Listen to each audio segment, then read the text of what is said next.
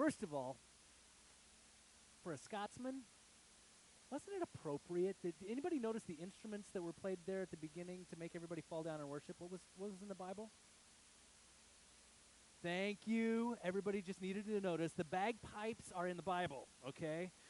And depending on the particular version that you read, it might not say bagpipe, but everything references is a bagged, piped instrument, okay? So it's there. And if you really want some good music, let me know. I'll pull out the bagpipes for you. I'm not going to ask you to bow down, though. That's not one of those things you have to worry about. We're in this sermon series on Faces of Our Faith, Bold and Untold Stories. Last week, actually, it was Queen Vashti, so that didn't get changed. This week, it's Shadrack, Meshack, and Abindigo.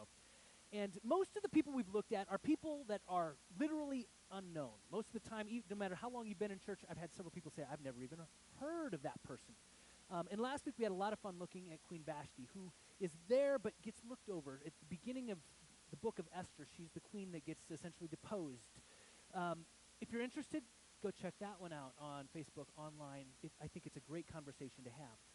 This week, however, is Shadrach, Meshack, and Abindigo. You probably heard this story a time or two. You're probably familiar with it. You know that they get thrown in this burning fire and they don't perish. It's kind of a surprise that way, but I don't think we've taken time to look real close at what's actually happening behind the story. My daughter and I started watching this Netflix show, and actually I kind of enjoy it. It's one that makes you cringe or laugh a little on occasion. Anybody ever hear of Scare Tactics? It's an older show. It's one of those where literally a TV crew comes in. They set up a room or a space that is literally meant to help a person or make a person think that something horrible is going on, that they're in the midst of a death scene, or that there's aliens showing up. And what it is it's a friend who has volunteered you to be on this show. And because the friend volunteered you, they know your fears. And so they set this up to play into every one of your fears. And Scare Tactics, eventually the people are so scared, they're shaking, or they're sweating, or they're pleading for their life, or somebody threw a punch, the other person literally running down the street. How many of you have ever encountered that situation in life where you were just so scared that your reaction overcame your sensibilities, or you didn't really have control over your reaction, you just reacted out of fear? And I think if you ever encounter those moments in life, you realize that you didn't plan to react that way, you just did. You know, fear is an extreme emotion. It makes us do things that we wouldn't normally do. And this is where the whole theme fits in with Vacation Bible School for this week, so I'm going to ask you the question. When life is scary, okay, that was not near as loud as the kids. When life is scary, okay, that's working it up. Try it one more time. When life is scary, God is good. Okay, that's much better. Getting there anyway. Here's the point. In the midst of this, can you just imagine the scenario? King Nebuchadnezzar is king over this whole area.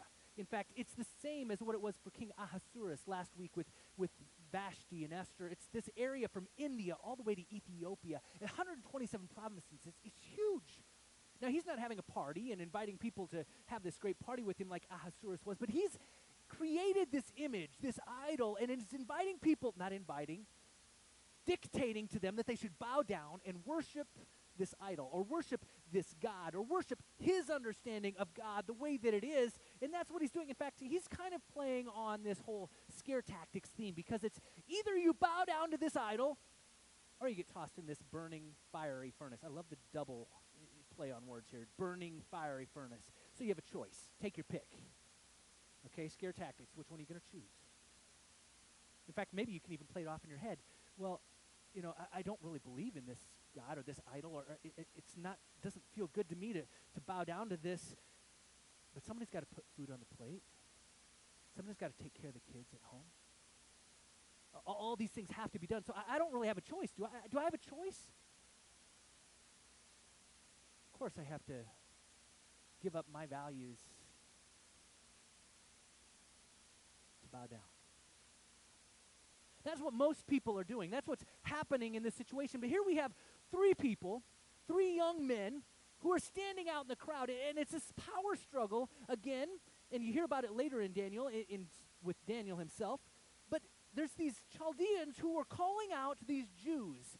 They're saying, Shadrach, Meshack, and Abindigo, they don't listen to you. They don't worship you. They don't bow down to your idol. They're ones that you put into power. They're ones that you put in authority over the nation of Babylon, and they're not even obeying you.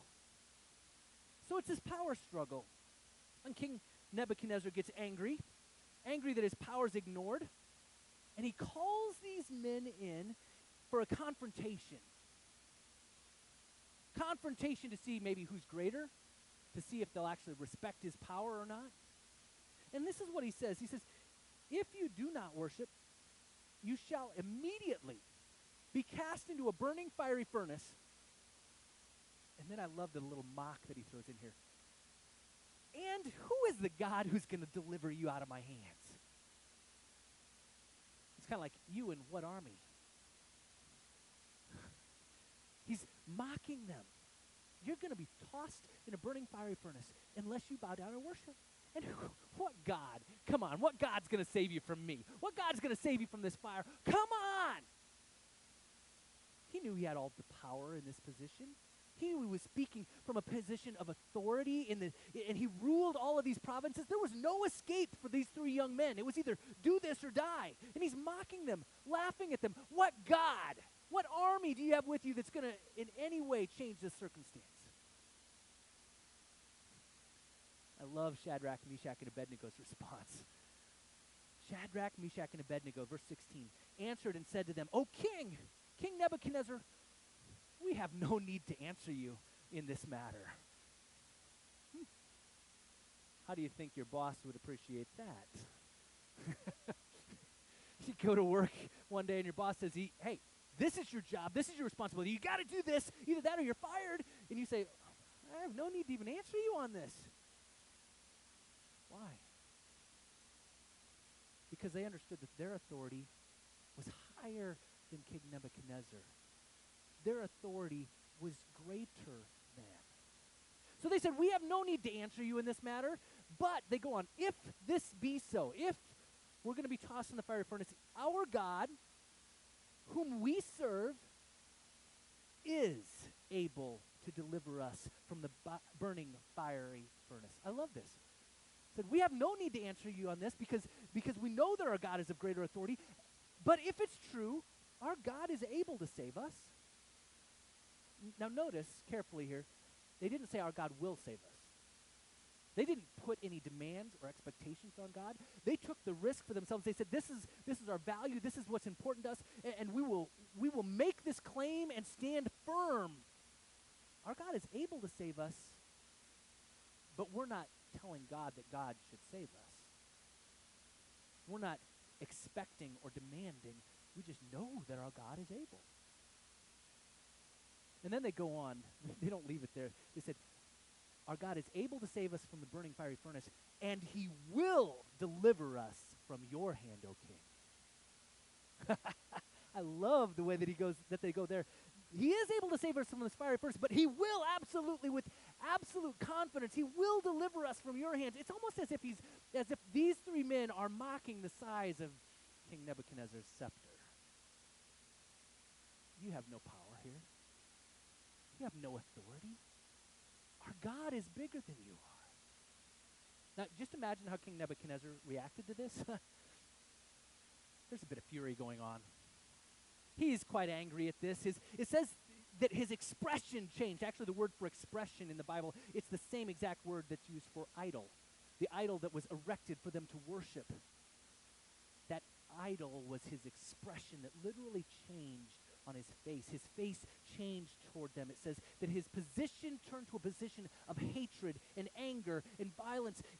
You won't worship my gods? You will not bow down to my image? You disrespect my power? All of a sudden, you can just see everything in him viscerally changing.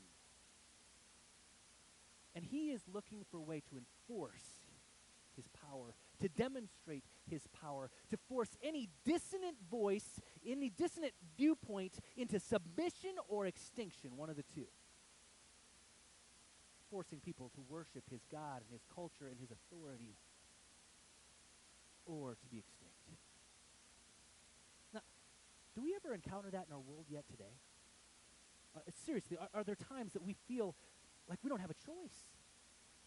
We're forced to accept this, or to bow down to this, or to be pushed out, away, be done with, disposed of, fired. I think it's still present.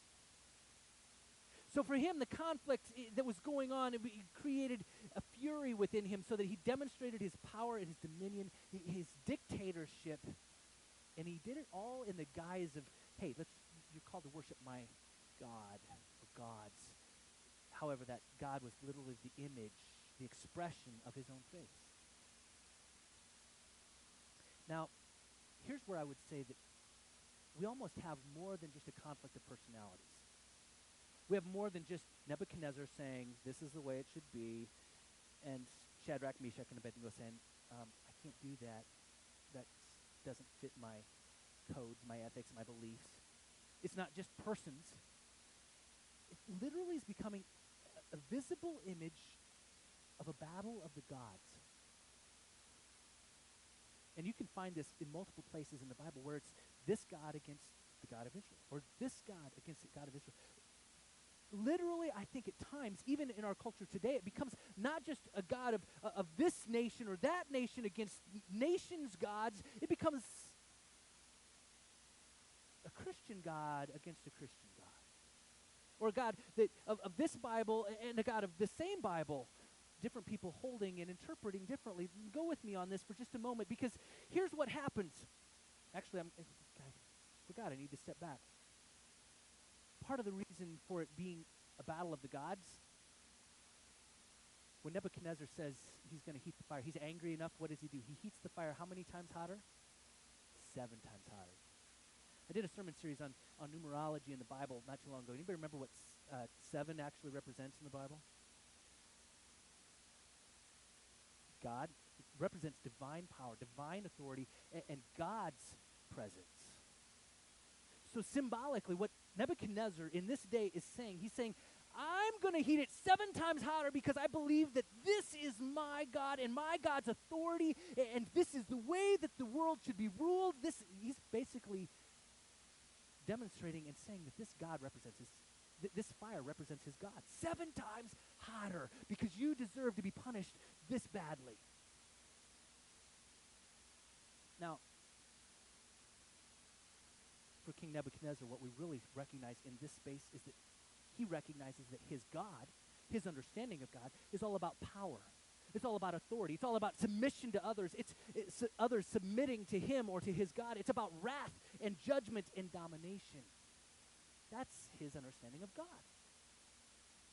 Now, let's jump forward just a little bit. I'm going to ask you, who remembers Jesus' response when Jesus is asked by his disciples, hey, this person keeps sinning against us. This person keeps hurting me this way or doing that and causing me pain. How many times should I forgive him?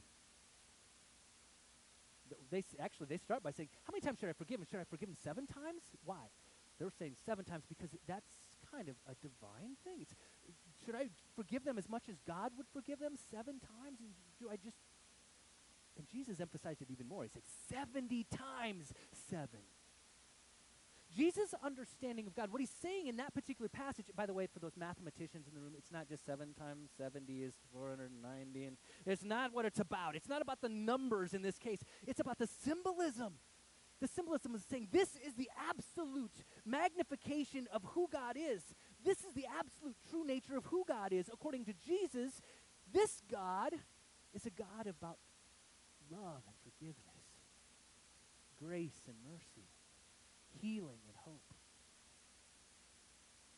So essentially what we're encountering in this passage of Shadrach, Meshack, and Abindigo, Nebuchadnezzar, these 2 gods, this God of power, domination, and authority, and dominion, and this God of absolute forgiveness.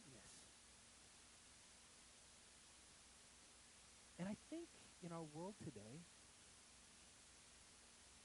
I think we still have that battle going on. For some of us, it's a battle that's in our own heart, trying to understand, wrestle with who God is. For others, it's a battle between myself and, I've heard many people say, myself and my siblings. We can't agree about this theological understanding of who God is, and there's this fight even within families of God is this, no, God is this, and back and forth. And they're holding the same Bible, by the way. They're reading the same words, and yet they're hearing, seeing different representation of God. Now, maybe we should ask ourselves, is it the God of Nebuchadnezzar that we find in the Bible, or is it the God of Jesus Christ, Father, Son, Holy Spirit? Actually, do we look for a God in the Bible who would press down upon others, enforce a certain set of beliefs, or do we look for and find a God who, as Jesus said, came to set the oppressed free? Do we find a God who is demanding power and authority, or a God who came and was embodied so that he could seek to serve and save the lost? Do we find a God who is punitive, or a God who is self-sacrificing? Now let me clarify. I'm not saying that the authority of God is bad. I'm not saying that. I'm saying the authority of God is greater. The authority of a God who is about love and grace is greater than a God who is about authority and dominion and power and punitive forces. Shadrach, Meshack, and Abindigo, they didn't deny authority. They denied Nebuchadnezzar's authority. But they were obedient to the very authority of God that said you should not bow down to this other idol. You should not worship these other things. You should not put them before me. And they said, no, King Nebuchadnezzar, the reason we don't have to answer you on this matter is because you are not the authority.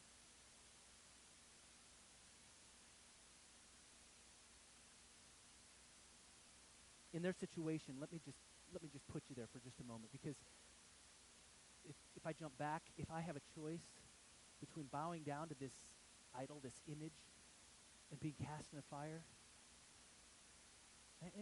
I'd like to think that I'd choose the fire, but I'm human. I have all these other thoughts going through my head, my kids and my families and work and these other things going on, other people I'm responsible for. What choice do I make? And this fear that's going through me and choices that I make, I'm scared all of a sudden. What do I choose? I'll tell you what Shadrach, Meshack, and Abindigo did. First of all, they did not fear this display of power in this fiery, burning furnace that was 7 times hotter than normal. They didn't fear the threat of death. They didn't fear the loss of their position or authority. They didn't even fear the fires of a dictator's fury. They didn't fear at all. And they chose to act upon their values and to stand up to the authority of the world at the time. Here's what they didn't do. They held to their values, but they also didn't berate others. They didn't berate the king because of his misunderstanding. They said they didn't have to answer him. They also didn't berate their neighbors, their friends, their fellow Israelites who had bowed down to this idol. They didn't get mad or angry and start shouting at them and telling them that we're all damned because they were doing this. What they did do is they trusted God. They trusted God. Even though they didn't expect God's intervention, they trusted God to be with them in the midst of it. And they had peace and confidence and trust. In some ways, this is a revisit to last week's message on Vashti. Making the right and the good choice, even when it cost everything. She wasn't spared. They were spared. We don't have assurance either way, and yet the right thing, what we do find is that the right thing is what we should do every time. And the truth is, there are things in our world, in our society, in your daily life that can cause fear, that can make us afraid. Whether it's at work or whether it's in a relationship whether it's an issue with a friend or whether it's a financial issue. There are things that scare us to death. And like scare tactics, we can all choose to respond in many ways. We can cower, we can hide, we can run, we can fight, we can weep. But what this passage reminds us is that our ultimate response should be that we hold to our values. We don't berate or get angry at others. We trust in God, and we have peace in the midst of that choice.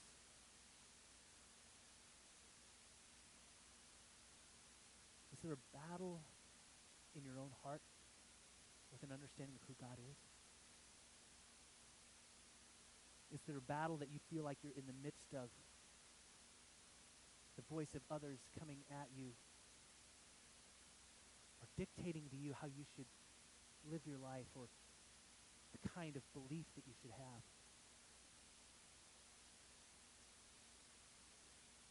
Whatever it is you're facing, trust that God is with you. Trust that God will see you through it. Have peace as you hold on to your values, and know that God will see you through it. Would you pray with me? Most holy and mighty God, we do thank you for your power and for your presence. We thank you for this word that you give to us in the book of Daniel. And Lord God, we pray that you would help us to stand firm on the values that you've given us, and to seek you with all of our heart, soul, strength, and mind, and to seek to see your presence as a God of love and of grace, and as Jesus expressed, a God of infinite forgiveness. We pray all of this in your holy name. Amen.